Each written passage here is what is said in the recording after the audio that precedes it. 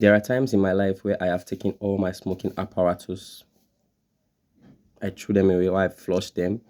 I cried, I prayed, I'd be like, universe, God, please save me from this feeling. It was so impossible at that point.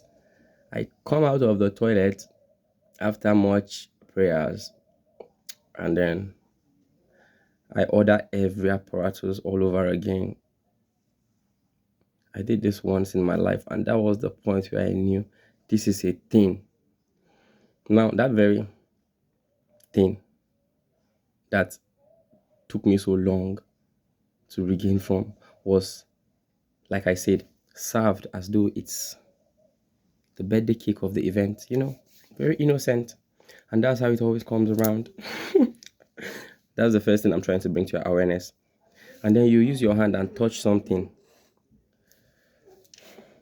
that you don't know when you'll be saved from anymore. You buy a problem that you don't know how to get out from. It's a rabbit hole that you've just entered, and in fact, you don't know when you are coming back. It's crazy. And what annoys me more are the people that it's not like initially they wanted to even try this, but this other person kind of forced them, cajoled them, persuaded them. I don't know. It's not something you persuade anybody. It's something that personally I always mention my own part. You see, especially the part that has now that I'm so guilty of. I have worked on myself.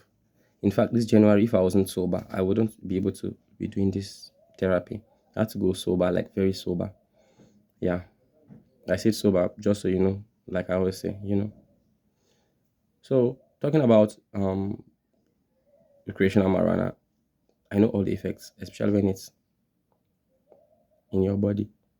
You are just totally not a normal person. And some people will be like, really, is this something you suggest to people? If you see me, I have never, I don't.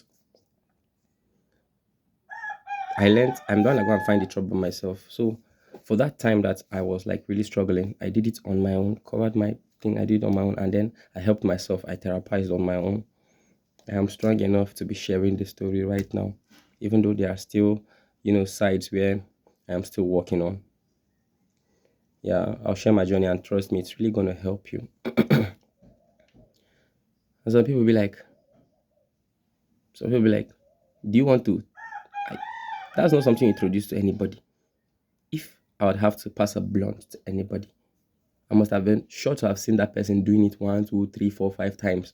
So I'd be like, and most of the times, I keep everything. You have to go and find it by yourself.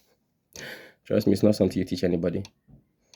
And the most annoying part of the teaching, at times where I have seen people teaching innocent other people just so that they would see how they react to it, especially ladies. You see this handsome boy, he was not doing this thing, but he started to roll with these people, and and he cannot even control himself. This thing, there are people that have the mental stamina to do stuff and still know what they are doing, but there are the people that as soon as it is in their body, they're a different person. Some people don't have that mental stamina to even endure the psychoactivity. You understand? And those are the people that really, really need to abstain. Then talking about the girls again, some boys, especially girls that you see, they can't part with these people for all the millions on earth. But now they are parting with this group of people just so they could get spliff or pill or something to just give them a feel. It annoys me when I see. I'd be like, oh, pretty girl, make noise. You used to be a pretty girl. What's popping now? It annoys me. It annoys me. And everything around that. And trust me, in their ghettos, people that don't like to see you, that think you are trouble if you are focused and clear headed. Before they give you food and water, they will give you drugs and more illicit drugs and more drugs and more drugs. But they won't give you food, and they won't even give you money to go get food. But trust me, anytime you need illicit, they got you. They got you, bro. Especially here in the north.